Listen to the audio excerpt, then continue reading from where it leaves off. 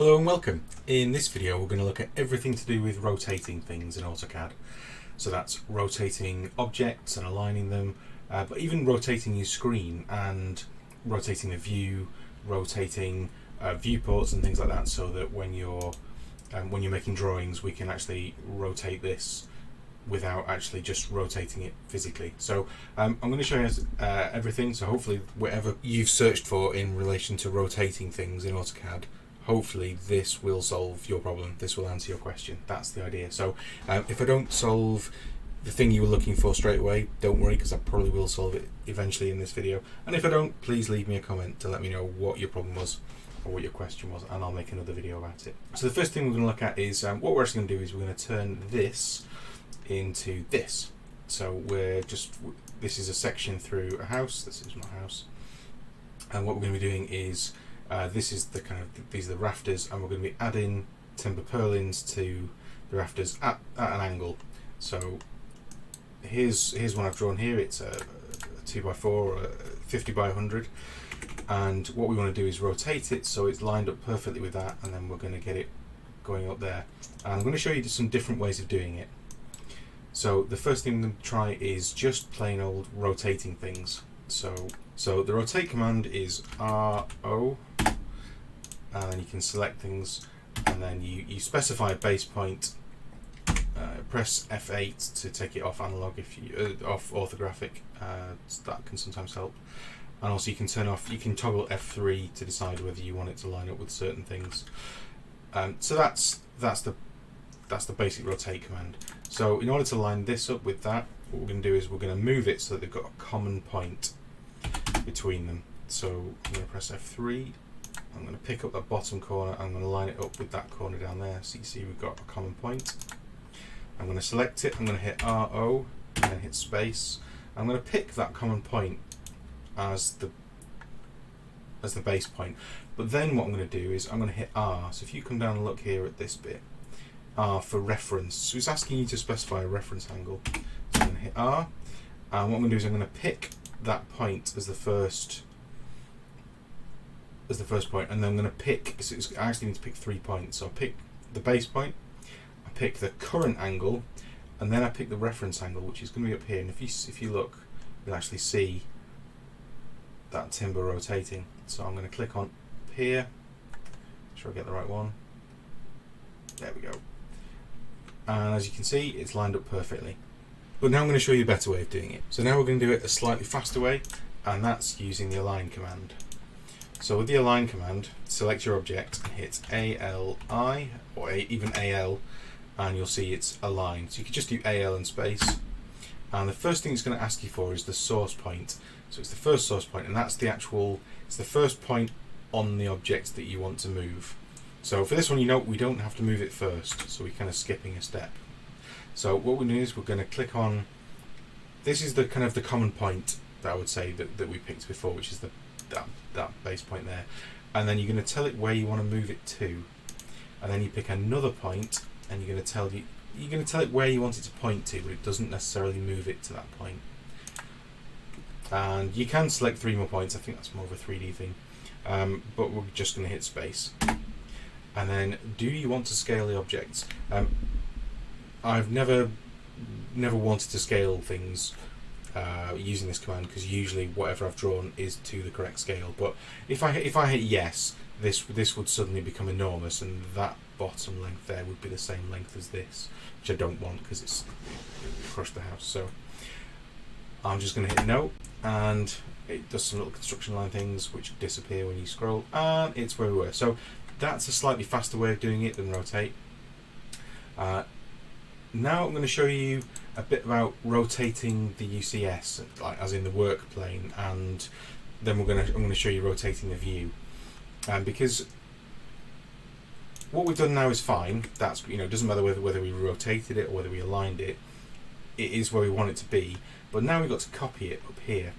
So let's say I want these things at 300mm centers. That's 1 foot. It's actually quite tricky to get them. If I move them kind of 300, say I want it 300, it's up there. I can try and get it up there, 300, but it's not very scientific. So the way we get around this is by rotating the UCS. So the first thing you're going to want to do is type in UCS, but then you're going to go down to follow and make sure that that's set to 0, and because otherwise you'll end up rotating your screen, which isn't what we want to do yet. I'll show you that one in the next step. If by any chance you do have that set to 1, what you'll find is whenever you go into a viewport or into model space, your whole drawing will zoom out to extents. It will show you everything in the drawing, which isn't really what you want. It's quite frustrating. So anyway, right, we're going to show you how to change the work plane, the UCS.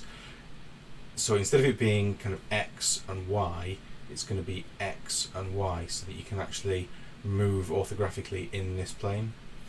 And to do that, what we're going to do is we're going to hit, now we've hit UCS follow and told it to be 0, we're going to hit UCS and then space. So now what you can do is make sure your snaps are on F3, sorry. And you're going to click on that base point in the corner, and then you see there we're actually rotating the work plane. So now it's there. So what we're going to do is we want this direction to be X and this direction to be Y, and then it'll allow us to draw orthographically in this plane.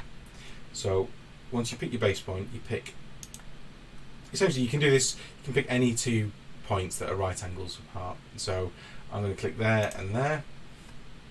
And what that's done is, if you see now my cursor's changed direction. So if I press F8, so I'm going to copy this, so CP, I'm going to pick any point on it, and then at the moment I'm still sort of free to move it wherever I want. But if I hit toggle orthographic, which is F8, it's now going to move in the work plane that I've just chosen, the UCS that I've chosen. So now I'm going to say 300 millimeters. Then 600, and then maybe 900. And okay, where the 600 one's gone? Maybe I did 6,000. That's fine. But it's fine. So I can go copy paste 300, and what I can do then is I can copy those up, or I can use the array command.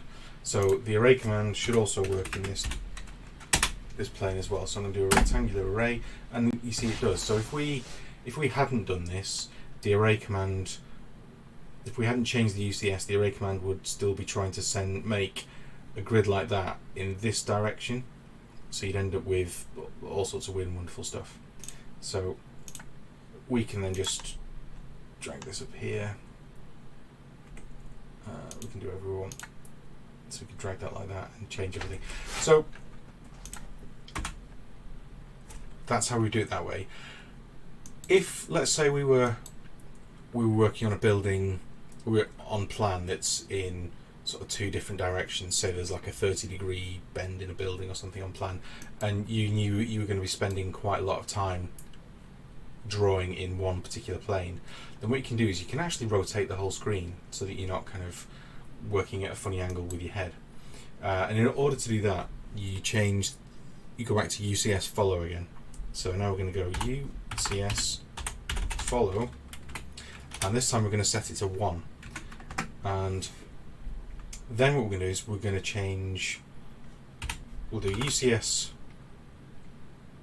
world, UCS, and then we'll hit W, and this should zoom us out to so we can see everything, which isn't what we want initially, but it gets us to where we're going, because then we're going to do UCS again, UCS, and again we're going to pick the plane that we want to work in. So we're going to pick 2 points. So we're going to choose the X direction, or base point, X direction, Y direction, and it zooms us out again, but now this is horizontal. We've chosen this as the X plane. So if you're going to be spending a lot of time working on say if I was going to spend a lot of time detailing this roof and doing all sorts of funny details in it, then I probably would do this. I would change it just to make my life easier. If I know I'm going to be spending half an hour, working on something that's at an angle, then it's going to make my life a lot easier to actually just rotate the screen for a bit and then rotate it back afterwards. So I'm just going along, and I'm just going to copy those along. But now I can do everything orthographically in this angled plane. And can do that. There we go. And then when you want to rotate it back again, because we've left UCS follow on, then what you could do actually is we could turn UCS follow off. So we could UCS follow and then 0. And then let's say if we wanted to, I know that's at right angles. Let's say there was something coming out of here. There's going to be something coming out at a funny angle out of the roof, and we just want to draw something in this plane. Then we could always change the UCS to this, and we could work. You know, we could draw something at a right angle to that if we wanted to, without moving the screen, without changing the rotation of the screen. But we don't want to do all that. So then what we're going to do is we're going to do UCS follow again, and we're going to hit 1, and then we're going to hit UCS, and to reset the UCS back to the kind of original thing, UCS, and then we hit W. So if you look down here at the options, you've got face, named, object. So you can set it to the UCS of an object, things like that. But we're going to do world, and that takes us back to where we were. So now I'm going to turn UCS follow off, set it back to 0, and that way every time we come in here it doesn't zoom back out like this, which is really frustrating. So that's how you rotate your kind of drawing plane when you're working, and how you kind of rotate your screen within model space. But now let's take it to the next level and say, well, let's say I've got this floor plan here, but I want to rotate the floor plan, but I don't actually want to go into model space and rotate it in here because it's drawn correctly. It's just on one of these things I want to rotate it. So what we're going to do is we're just going to click on the viewport first, and we're going to check that it's not locked. So it says display locked no, which is fine, and we're just going to pick a 0.02 that's 1 to 50. It doesn't matter what scale it is, but I'm just going to pick one. So then what we're going to do is we're going to double click inside here. So now we're inside the viewport. So if you see down here it says model, and then what we're going to do is we're going to use the same trick. We're going to click UCS follow. So UCS follow, and we're going to set it to 1. And then we're going to choose a new UCS for this, which is going to mess it all up, but certainly the scale. But that's fine. We can sort that out. So I'm going to assume that we want to rotate this kind of 90 degrees around. So we want this along the bottom. So what we're going to do is we're going to do UCS. And so we want the x-axis to basically start over here. So this is going to be my x, and this is going to be my y. So we're going to pick the base point, pick 1 along the x, and we're going to pick 1 along the y. And it's zoomed us right out again. But now it means I can come across to here. Then I can do UCS follow. It's important to do UCS follow again and set it back to 0, or else every time you click on this viewport, it's going to try and zoom out until you display lock it, or until you turn UCS follow off. So we're going to do UCS follow 0, and then I'm going to double click out here, and I'm going to put that back to 1 to 50.